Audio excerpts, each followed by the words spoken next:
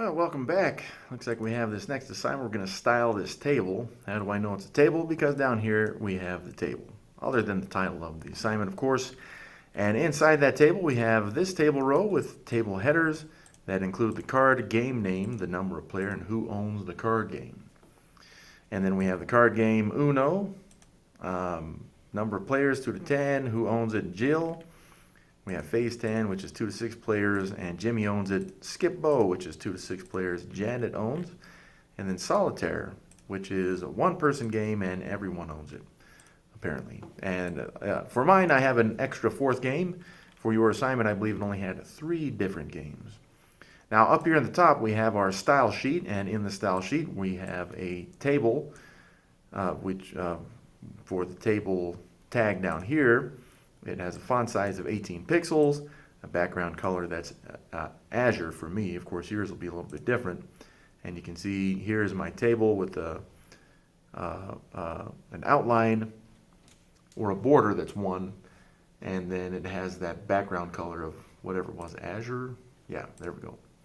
Now what we have here is an ID for favorite and then a class for game. But we've seen all the games that we have. None of these have the class or the ID that we're supposed to use.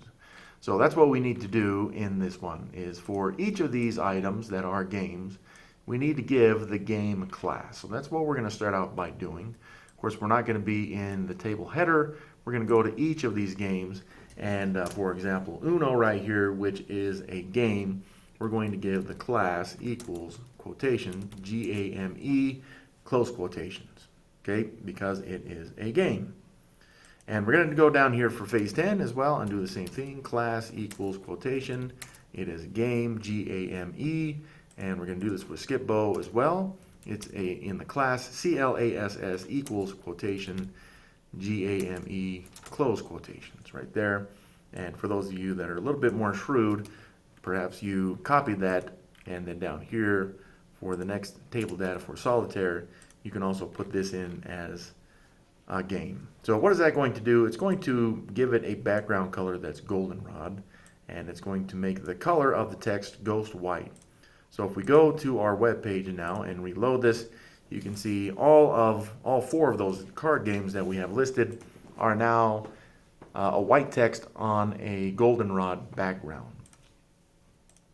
So the last thing we got to do is identify or ID our favorite game. Now, I don't care which game you choose. I don't really have a favorite of these, but I'm just going to go with Uno. Yeah, probably Uno of these, just because if I remember right, it's kind of the faster of the games. So I'm going to give this one the ID equals, and then quotation of favorite, close quotations, and then space. So this ID tag is only applying to the Uno game. And so let's see, what is that going to do? It's going to give it a background color of forest green instead. So if I go to my web page and reload it, it has now changed to a background color that is green. And as it turns out, that's all we really need to do on this assignment. Of course, is there a way to make the whole row a specific color? Yes, there is. And perhaps that's something that you'd want to think about that. Think about how do you make so that the whole row is perhaps that, what was it? For me, it's forest green. Because it can be done.